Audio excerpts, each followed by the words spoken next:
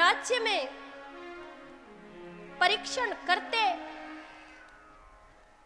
उन्होंने देखा कि एक बैल और एक गाय आपस में कुछ बातें कर रहे हैं। बैल के 3 पैर कट गए हैं और एक व्यक्ति बैल का चौथा पैर भी काट देना चाहता है। ये बैल है धर्म और ये गाय है पृथ्वी। पृथ्वी धर्म की दुर्दशा देख करके रो रही है। बैल पृथ्वी को ढाढ़स बंधा रहा है। महाराज परीक्षित ने जैसे ही यह देखा, मेरे राज्य में गाय और बैल की यह दुर्दशा किसने की, नजदीक में आए और आकर के देखा कि सामने एक व्यक्ति खड़ा है जो उस बैल का चौथा पैर भी काट देना चाहता है। परीक्षित ने कहा, सावधान, क्या समझ लिया इतनी जल्दी पार्थ का जमाना बीता है। जय हो। क्या समझ लिया इतनी जल्दी पार्थ का जमाना बीता है। रे मूर्ख पार्थ यदि नहीं रहे पर पार्थ अंश तो जीता है।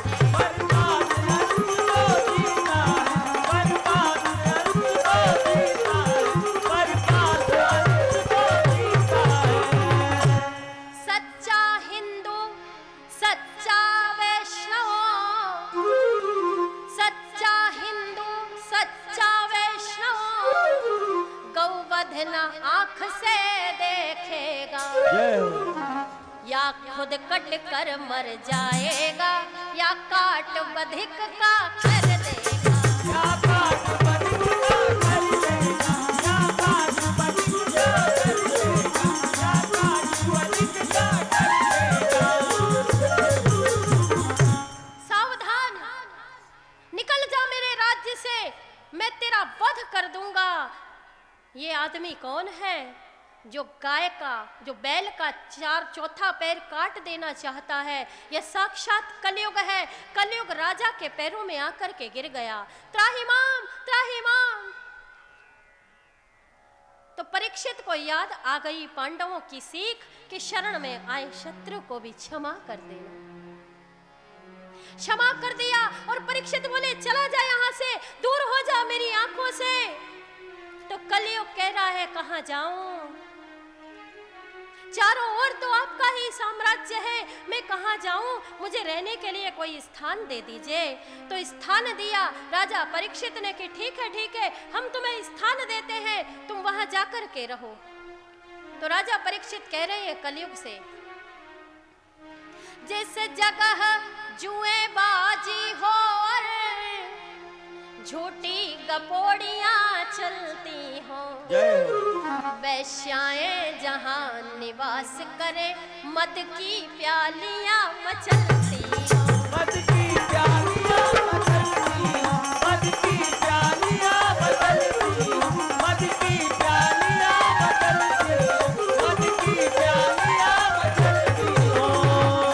जिस जगह दूसरों के धन पर तस्कर जन सेंध लगाते हो, जिस जगह निरपराधों के सिर लुच्चे बदकार उड़ाते हो। लुच्चे बदकार उड़ाते हो। लुच्चे बदकार उड़ाते हो। लुच्चे बदकार उड़ाते हो। लुच्चे बदकार उड़ाते हो।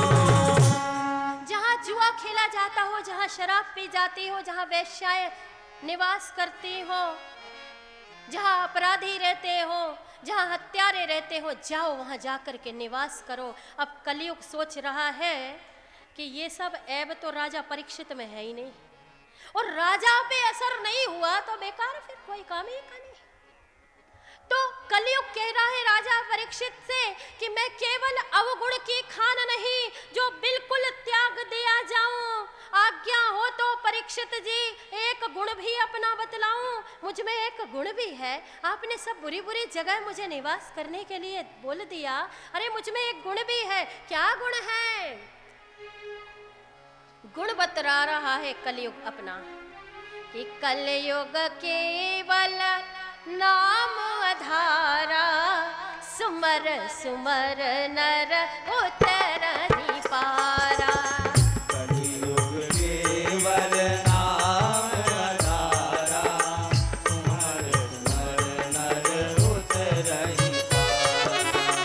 कलियुग केवल नाम आधारा, सुमर सुमर नर उतरहि पारा। कलयुग में केवल नाम स्मरण करने से ही व्यक्ति का मोक्ष हो जाता है, भवसागर से पार हो जाता है। तो राजा परीक्षित ने कहा, अच्छा ठीक है, मैं तुम्हें एक स्थान और दिए देता हूँ। ध्यान से सुनना, मैं तुम्हें एक स्थान और दिए देता हूँ, जाओ तुम स्वर्ण में जाकर के निवास करो। अब प्रश्न यह उठता है कि स्वर्ण में जाकर के निवास करो, और भगवान स्वयं गीता में कहते हैं कि पक्षियों में जलाशय हूं, गुरुओं में बृहस्पति हूं, पक्षियों में गरुड़ हूं, जलाशयों में गंगा हूं, और धातु नाम अस्मि कांचनम, धातुओं में सोना हूं। तो जब धातु में भगवान सोना है, साक्षात स्वर्ण में भगवान का निवास होता है, तो स्वर्ण में कलयुग का निवास कैसे हो सकता है? तो इसका उत्तर है, बोले जो एक नंबर का सोना होगा, एक नंबर का ना होगा उसमें भगवान का निवास होगा, और जो 2 नंबर का सोना होगा उसमें कलयुग का। तो प्रश्न यह उठता है, इसका मतलब है, क्योंकि जैसे ही परीक्षित ने कहा कि ठीक है तुम स्वर्ण में निवास करो, तो कलयुग उचक करके राजा परीक्षित के स्वर्ण मुकुट पे बैठ गया। तो इससे तो यही सिद्ध होता है कि राजा परीक्षित ने 2 नंबर का सोना पहन रखा था। कई विद्वान कहते हैं हाँ वो 2 नंबर का ही सोना था, क्योंकि राजा परीक्षित ने जो मुकुट पहना था, उस मुकुट को उनके बाबा पांडव जरासंध को मार करके वो मुकुट छीन करके लाए थे और खजाने में रख लिया था। लेकिन आगे हम कथा में देखेंगे कि जब पांडव जरासंध के पास गए थे, तो राज्य तो जरासंध के पुत्र को दे दिया, तो फिर मुकुट कहां से लाए? अरे ये तो भगवान की लीला है। भगवान को परीक्षित को अपने पास बुलाना है, और भगवान ये जान रहे हैं कि जब तक परीक्षित ऋषि के गले में सर्प नहीं डालेंगे, जब तक नहीं डालेंगे, जब तक कलयुग उनके सिर पे सवार नहीं होगा। और जब ऋषि के गले में सर्प डालेंगे, तभी ऋषि का पुत्र उन्हें श्राप देगा, और जब श्राप देगा तभी सुखदेव जी महाराज की समाधि भंग होगी। और सुखदेव जी महाराज कथा सुनाने के लिए परीक्षित को आएंगे, और परीक्षित कथा नहीं सुनेगा तो भारतीय संस्कृति के भाग्य कैसे जगेंगे? और भारतीय संस्कृति के भाग्य नहीं जगेंगे तो प्रज्ञा भारती स्फिंगेश्वर में आके भागवत की कथा कैसे सुनाएगी? तो ये तो प्रभु की लीला है, प्रभु की इच्छा है, प्रभु समर्थ है। तो राजा परीक्षित के स्वर्ण मुकुट पे कलयुग सवार हो गया, राजा की बुद्धि भ्रष्ट हो गई। राजा वन में गए, जाकर के देखा शमीक ऋषि ब्रह्म के चिंतन में बैठे हैं। राजा को लगा कि ऋषि ने जानबूझ करके आंखें बंद कर ली हैं, मुझे पानी तक को नहीं पूछा। मैं भारत का सम्राट परीक्षित इस ऋषि के दरवाजे पर खड़ा हूं और ये जानबूझ करके आंखें बंद किए हैं। राजा को क्रोध आया, उठाया, सामने पड़ा एक मरा हुआ सर्प, और उस सर्प को उठा करके ऋषि के गले में डाल दिया और अपने महल को चला गया। यहाँ जैसे ही अपने महल को वापस आया, ऋषि के गले में मरा हुआ सर्प देख करके ऋषि पुत्र श्रृंगी को क्रोध आया, और श्रृंगी ने क्रोध में आकर, आवेश में आकर के श्राप दे दिया। ओ धन के मत वाले राजा, ओ माया मद के दीवाने, मेरे हाथों से मौत तेरी लिखी है विश्व विधाता ने। क्या समझता है? अरे हम सन्यासी हैं, हम बाबा हैं, कोई जरूरी है हम तेरा स्वागत करें? अरे तुझे नहीं पूछा तो तू हमारे गले में मरा हुआ सर्प डालेगा? अरे ये राज्य, ये देश पहले संतों का है, बाद में सत्ताधीशों का है। बोलो जय श्री कृष्ण। जय श्री कृष्ण।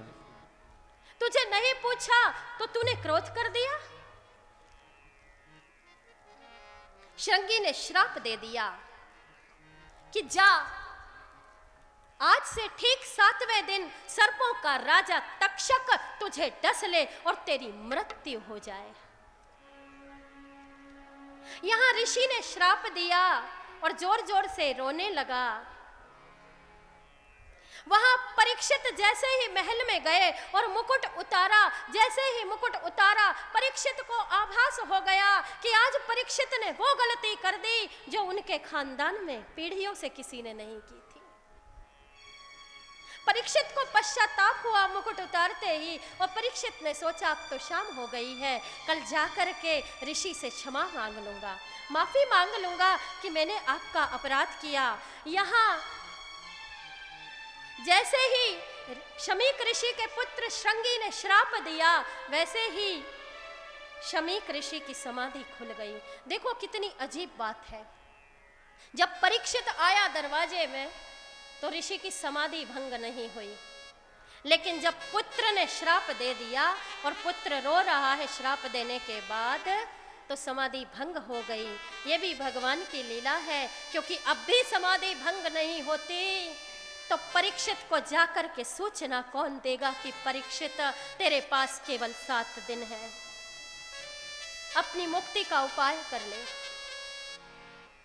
फौरन बुलाया गौरमुख शिष्य को और कहा कि जाओ, जाकर परीक्षित को सूचना दो कि अपनी मुक्ति का इंतजाम कर ले, अब उसके पास 7 दिन ही शेष है।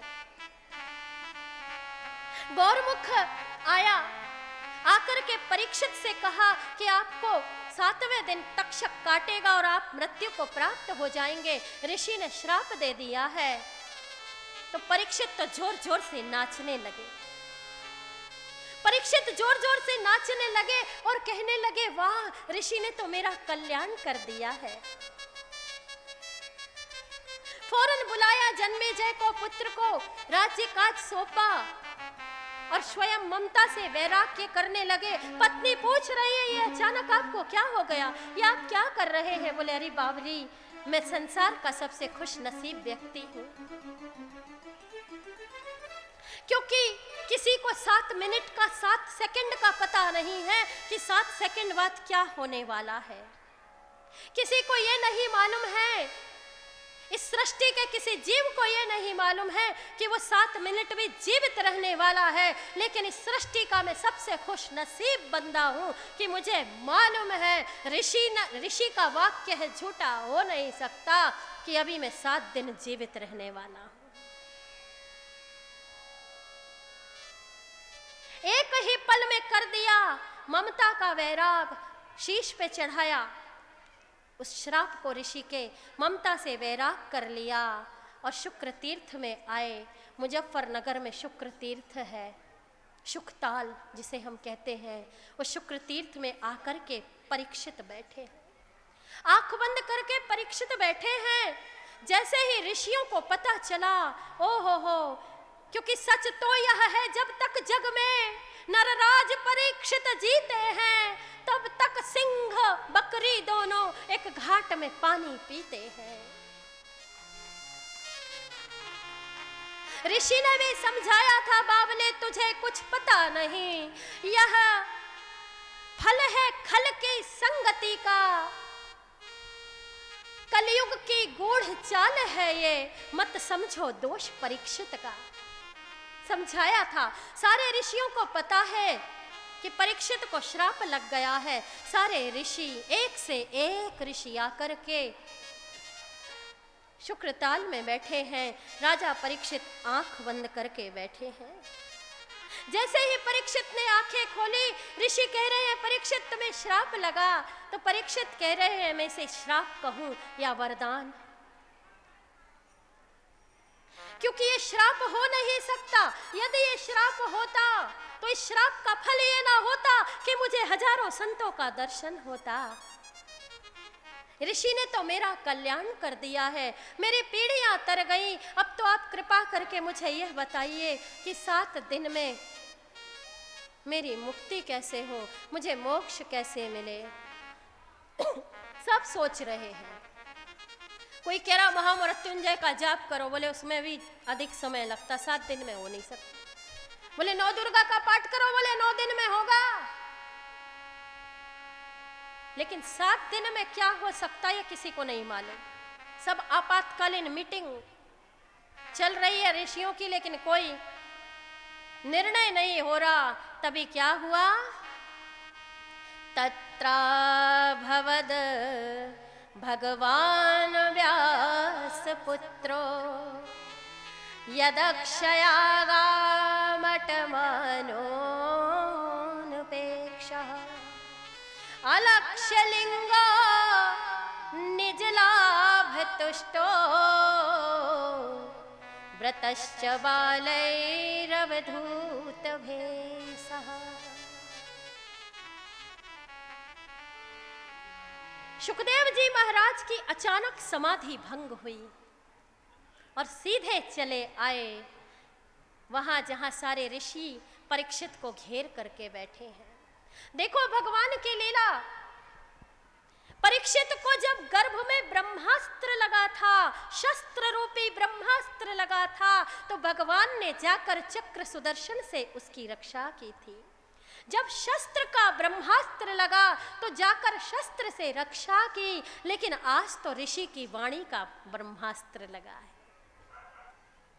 ऋषि की वाणी का ब्रह्मास्त्र लगा है तो इलाज भी वाणी से ही होगा। इसीलिए भगवान ने सुखदेव जी महाराज की समाधि भंग की और कहा जाओ राजा परीक्षित को भागवत की कथा सुनाओ। ऐसा प्रतीत हो रहा है साक्षात कृष्ण राजा परीक्षित का कल्याण करने के लिए आ रहे हैं। राजा परीक्षित ने प्रणाम किया सुखदेव जी महाराज को। सुखदेव जी महाराज आए, आकर के अपने आसन पर बैठे। ऋषियों ने इशारा किया, बोला जल्दी से पूछ लो जो कुछ पूछ डालना है, वरना ये 3 मिनट और 6 मिनट से ज्यादा कहीं नहीं रुकते। पक्का सन्यासी है। एक गाय को धोने में जितना समय लगता उतनी देर एक घर के सामने खड़े रहते। भिक्षा मिले तो ठीक, ना मिले तो राधे राधे। परीक्षित ने प्रणाम किया और सुखदेव जी महाराज का पूजन किया। मेरी तो पीढ़ियां धन्य हो गई, मेरा तो कुल पवित्र हो गया। जो आप जैसे महात्मा मुझे अंतिम समय में दर्शन देने के लिए आए। अब परीक्षित आएंगे, व्यासपीठ का पूजन करेंगे, सुखदेव जी महाराज का पूजन करेंगे और हम सुखदेव जी महाराज की वंदना करेंगे और इसी के बाद आरती होगी। अभी सब अपने स्थान पर बैठे रहेंगे और कल की कथा इस व्यासपीठ पर सुखदेव जी महाराज राजा परीक्षित को श्रवण कराएंगे। बोलो जय श्री कृष्ण। जय श्री कृष्ण। हरि की कथा सुनाने वाले, हरि की कथा सुनाने वाले, बोल सुखदेव जी महाराज की जय। हरि की कथा सुनाने वाले